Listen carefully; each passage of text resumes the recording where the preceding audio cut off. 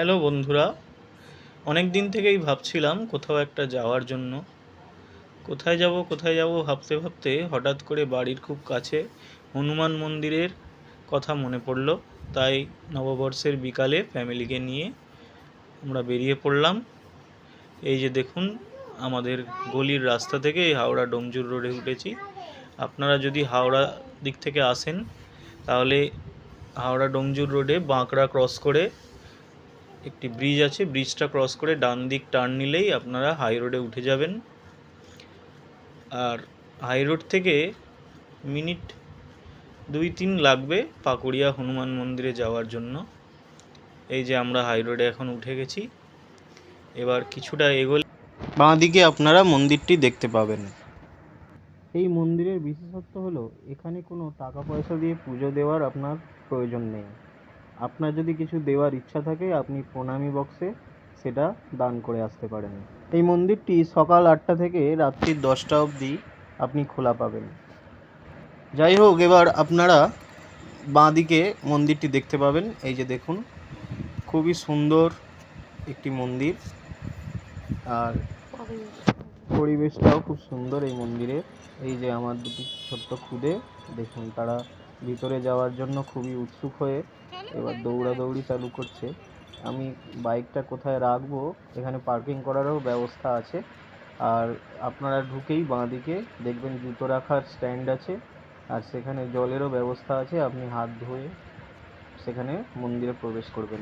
এই যে দেখুন, এবার আমার এই দুই মেয়ে দৌড়াদৌড়ি করে মন্দিরের উদ্দেশ্যে রওনা হয়েছে। আর এই দূর থেকে আমি আপনাদের মন্দিরটা দেখানোর চেষ্টা করছি।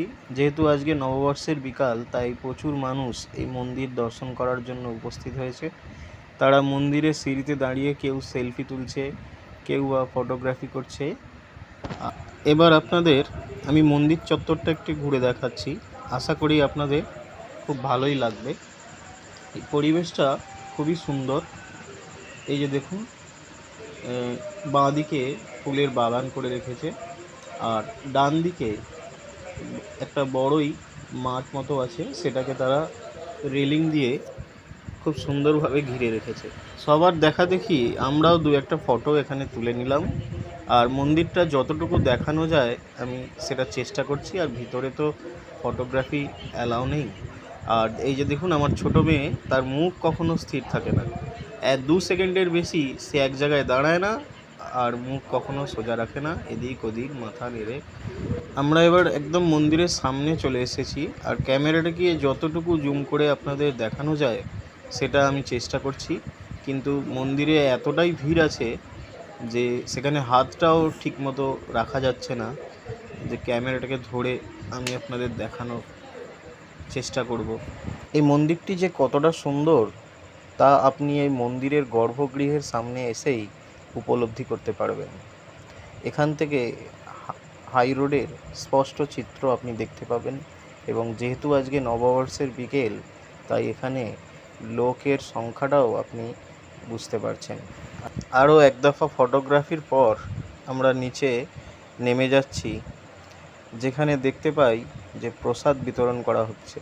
সমস্ত মানুষ সেখানে লাইন দিয়ে তাও গ্রহণ করছে। আর এই মন্দিরটিতে একটি রাজস্থানী শৈলী আপনারা উপলব্ধি করতে পারবেন, কেননা এই মন্দিরটি মারোয়াড়ি ট্রাস্ট দ্বারা পরিচালিত হয়। আর প্রসাদ বিতরণের জায়গার ঠিক পাশেই আপনি একটি অগ্নিকুণ্ড দেখতে পাবেন, যা আমি আগে এসেও দেখেছি যে এটি সবসময় জ্বলতেই থাকে। উত্তর ভারতের বেশিরভাগ মন্দিরেই আপনি এরকম অগ্নিকুণ্ড দেখতে পাবেন। এই মন্দিরটিতে প্রত্যেক দিনই কিছু না কিছু ভোগ বিতরণ করা হয়। আজকে আমরা দেখি তা আমরা পাই কি না। যাই হোক, আমরা আরও এগোতে থাকলাম। এগোতে গিয়ে দেখি এখানে একটি নতুন ধাবা চালু হয়েছে, যার নাম দেওয়া হয়েছে বাবা কা ধাবা।